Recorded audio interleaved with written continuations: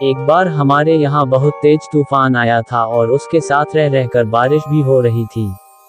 आसमान में बिजली भी कड़क रही थी। उस दिन तूफान थमने का नाम ही नहीं ले रहा था।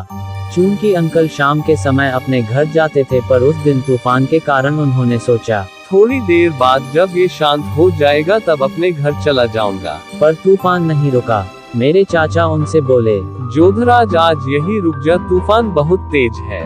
आज यही घर में सो जा, कल अपने घर चले जाना। नहीं भाई साहब, मैं चला जाऊंगा, इतना भी तेज नहीं है तूफान और घर में मम्मी पापा भी परेशान होंगे। ठीक है, पर अगर रुकना हो तो रुक जाना। पर जोधराज अंकल अपने घर के लिए निकल गए।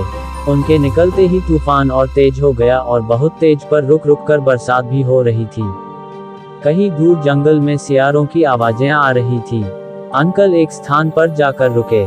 वहाँ पर दो रास्ते थे, दोनों ही गांव को जाते थे। ये सड़क वाला रास्ता थोड़ा लंबा था, लेकिन जंगल वाले रास्ते जल्दी गांव पहुँच जाऊंगा। यही सोचकर उन्होंने जंगल वाला रास्ता पकड़ लिया। पर आसमान में कड़क रही बिजली के बदौलत ही रास्ता दिखाई दे रहा था। चलते चलते वे यही सोच रहे थे, आज रास्ता खत्म होने का नाम क्यों नहीं ले रहा है। वो चल ही रहे थे कि तभी उन्हें रास्ते में एक आदमी दिखाई दिया। उन्होंने सोचा, जरूर गांव में जा रहा होगा, चलो सफर का साथी तो मिला, पूछता हूँ। इतना सोचकर वे उसके पीछे जाने लगे।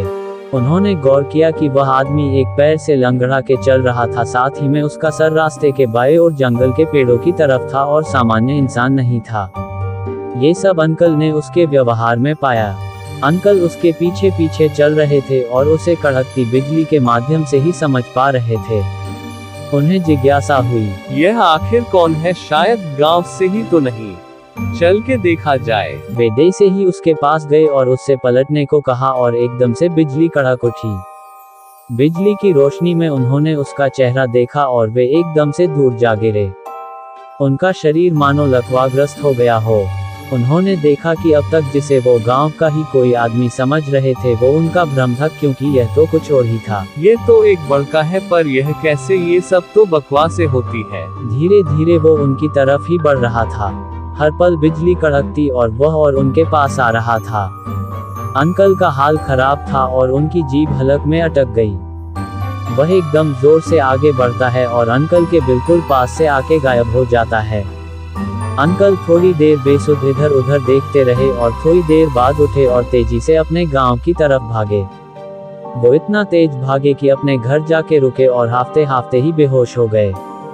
सुबह जब उनकी आंख खुली तो वे एकदम से चीखे, बड़का बड़का बड़। ये बात उन्होंने मुझे बताई तो मैं भी बहुत डर गया था।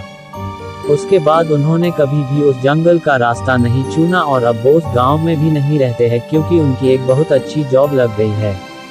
उस दिन जोधराज अंकल कैसे जिंदा बचे ये तो वो भी नहीं जानते हैं, पर शायद उन्हें उनके कुल देवता ने ही बचाया है, क्योंकि वे हमेशा ही अपने पास उनकी माला रखते हैं।